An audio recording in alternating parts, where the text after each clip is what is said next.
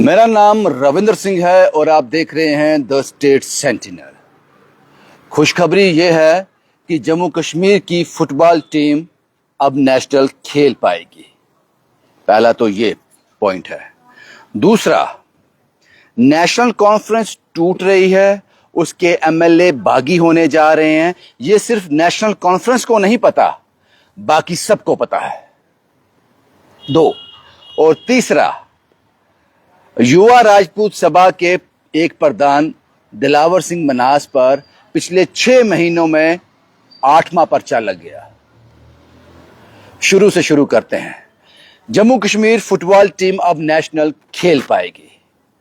Last report में मैंने कहा था कि जम्मू कश्मीर फुटबॉल की टीम नेशनल के लिए बैन कर दी है ऑल इंडिया फुटबॉल एसोसिएशन ने।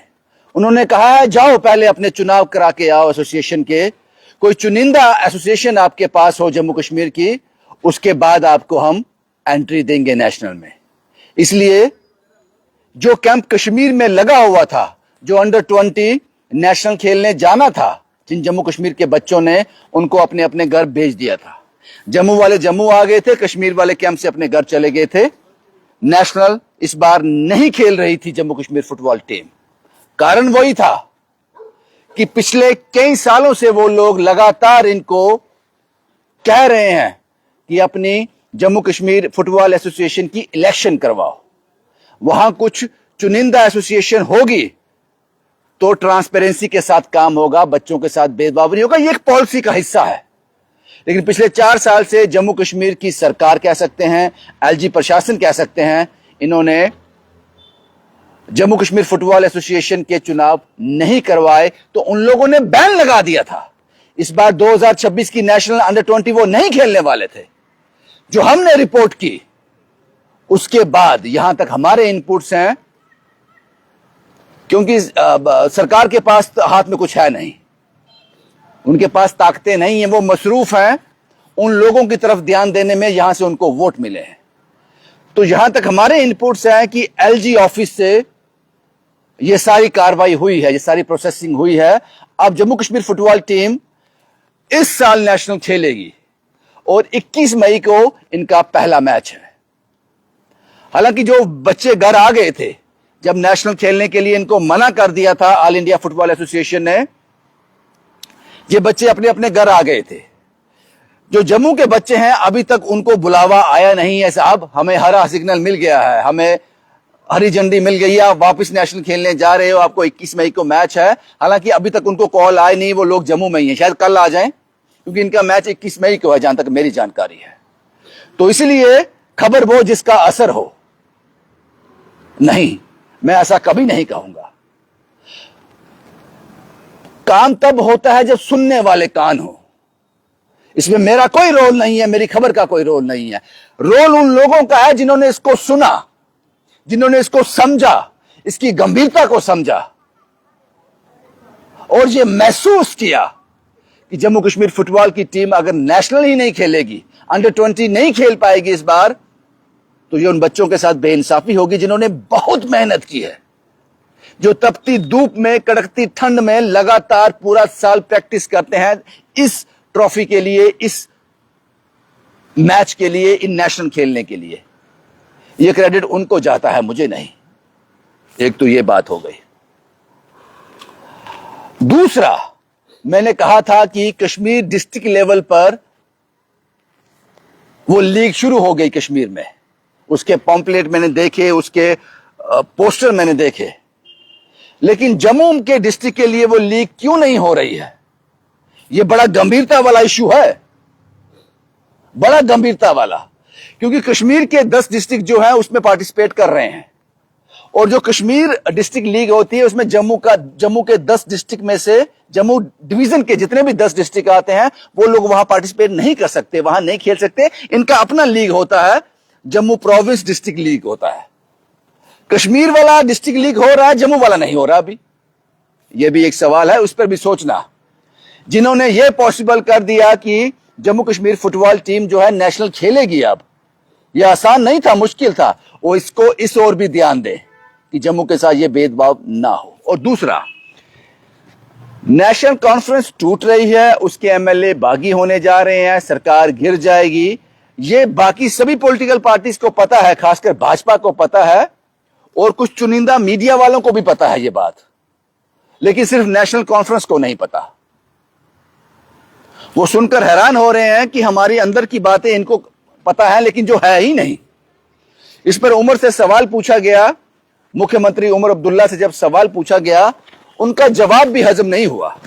हमें यह तो हजम नहीं हो रहा है कि नेशनल कॉन्फ्रेंस टूटने वाली है, क्योंकि ऐसे वो कहते हैं कि कैबिनेट का एक्सटेंशन नहीं हुआ है, उसका एक्सपेंशन नहीं हुआ है, इस वजह से उसको डिले कर दिया गया है। इस वजह से ये क्यास लगाए जा रहे हैं, जहां पे एक नैरेटिव सेट किया जा रहा है जिसका कोई सिर पैर नहीं है, कोई जिसकी बुनियाद नहीं है। लेकिन जब यही सवाल उमर अब्दुल्ला से पूछा गया, उनका जवाब यह था कि कैबिनेट एक्सपेंशन को लेकर हमने रोक इसलिए लगाई है, इसको डिले इसलिए किया है क्योंकि हमारे पास अभी यूटी है, स्टेट नहीं है।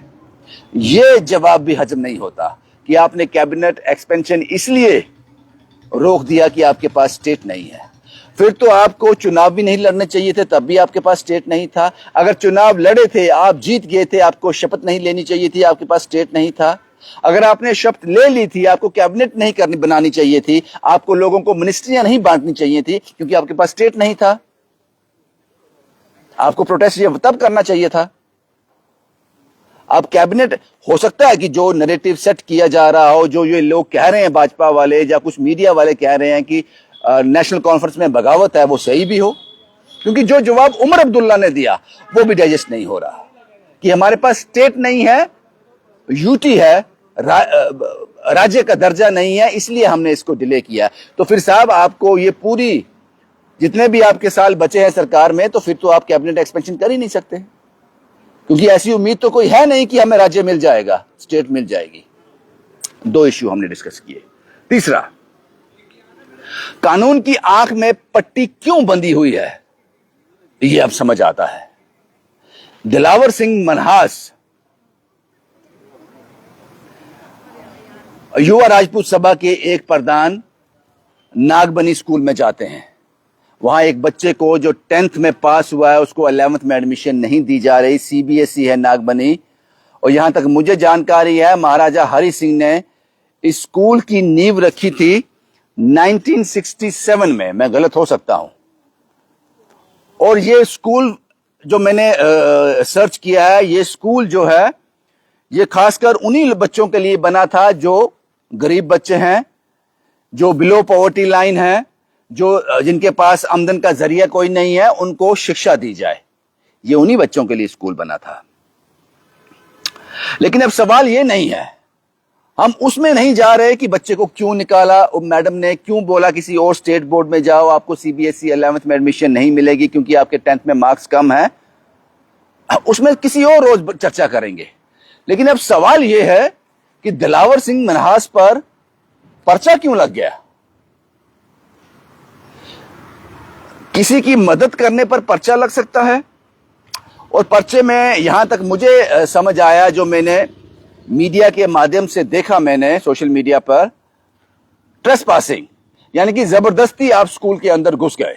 लेकिन जो वीडियो हमारे सामने आ रहे हैं, ये दिलावर सिंह मनहास शुरुआती दौर से लाइव मोड में आ गए थे। जब इन्होंने स्कूल में गेट के बाहर खड़े थे, इन्होंने गेट तोड़ा नहीं, गेट लांगा नहीं, दीवारें फांदी नहीं, सिक्योरिटी गार्ड की मर्जी से गेट खुला, हमने देखा, ये अंदर गए। उसके बाद की तस्वीरें हैं, ये प्रिंसिपल मैम जो वहां की ऑफिशियल हैं, उनके ऑफिस में बैठकर सब चेयर पर बैठे हुए हैं, बैठकर बात हो रही है।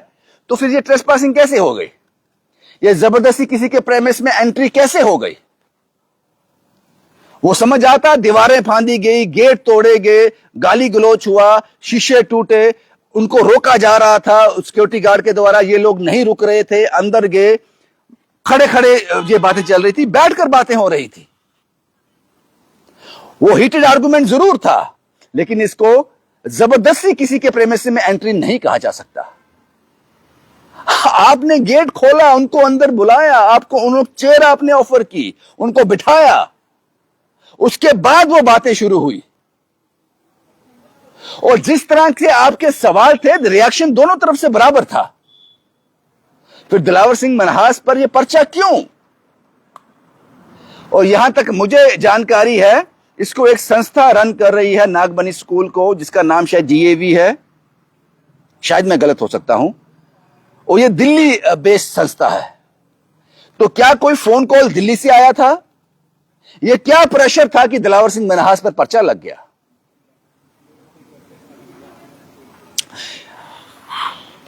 आपने उस बच्ची को एडमिशन नहीं दिया, किसी ने आवाज उठाई, एक कोशिश की, आप उसको एडमिशन देते हो नहीं देते हो, ये रूल्स और गाइडलाइन सेट करेंगे कि सीबीएसई का और स्टेट बोर्ड की क्या गाइडलाइन है।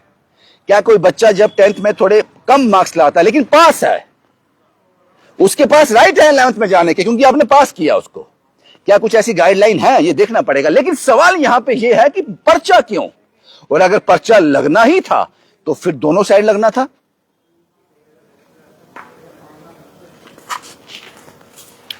आज वो याद आ गया मुझे, इसलिए मुझे लगता है कानून की आंख पर पट्टी है, क्योंकि अगर जिस दिन जो पट्टी गिर गई, वो पट्टी खुल गई, सबसे पहले न्याय के उस मंदिर से शायद वही देवी भागेगी।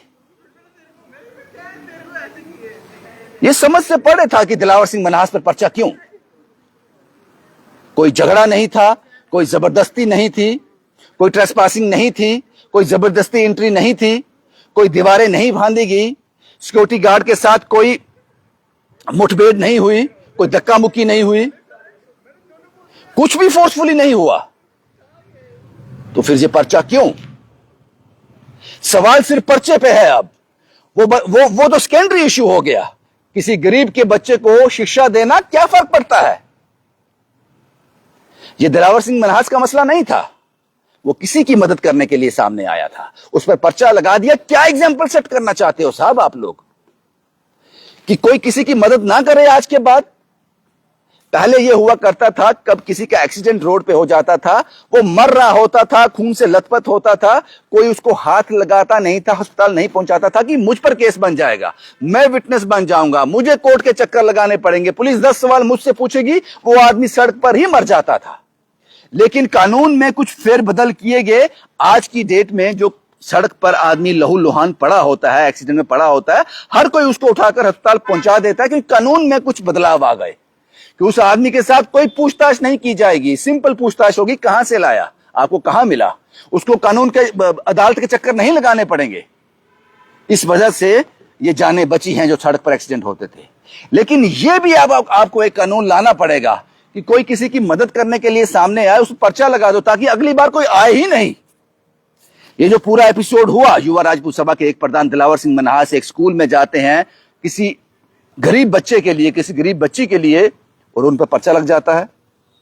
पता नहीं क्या एग्जाम्पल सेट करना चाहते हो आप लोग, ये समझ से परे है। लेकिन मैं इतना यकीन से कह सकता हूं, यह पर्चा प्रेशर में लगा है। अगर प्रेशर में नहीं लगा होता तो काउंटर पर्चा होता, अगर होता ही नहीं, अगर तो दिलावर सिंह मन्हास और उनकी टीम ने गेट तोड़े होते, दीवारें फांदी होती, सिक्योरिटी गार्ड के साथ मार पिटाई की होती, धक्का मुक्की हुई होती, जबरदस्ती अंदर घुसे होते, तो पर्चा बनता था। आप किसी की प्रेमिसिस के अंदर ऐसे एंटर नहीं कर सकते उसकी इजाजत के बिना, जब तक कि आपके साथ कानून ना हो। लेकिन गेट खोले गए, आपको कुर्सी दी गई, आपको ऑफिशियल के रूम में बिठाया गया, उसके बाद चर्चा शुरू हुई, उसके बाद हीटेड आर्गुमेंट दोनों साइड से हुए, और उसके बाद पर्चा सिर्फ एक पर। इसीलिए मैंने कहा कि कानून की देवी की आंख में पट्टी क्यों है, समझ आता है। अब यह समझ आता है। उम्मीद करता हूं, मुझे पता है कि जो ये रिपोर्ट मेरी देखते हैं पुलिस वाले, कानून के रखवाले, वकील साहिबान, जज साहिबान, जो भी ये रिपोर्ट देखता है, अपने बंद कमरों में ये जरूर कहते हैं कि ये सरदार ठीक बोल रहा है। लेकिन साहब, ये हिम्मत रखो, जो आप अपने ड्राइंग रूम के अंदर, अपने कमरे के अंदर 4 लोगों के बीच बोलते हो, वो पूरे देश के सामने, पूरी स्टेट के सामने, पूरी यूटी के सामने बोलने की हिम्मत भी रखो।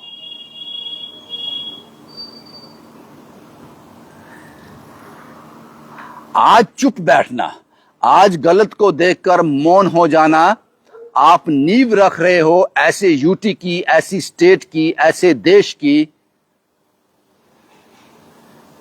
जो बेजुबान होगा, ऐसी नींव रख रहे हो जिसको बोलना नहीं आएगा। बस आज यही 3 इश्यू मैंने आपके साथ डिस्कस करने थे और इंपॉर्टेंट थे, जो मैंने आपके साथ साझा किए। शुभम कुमार के साथ Ravindra Singh, the state sentinel के लिए।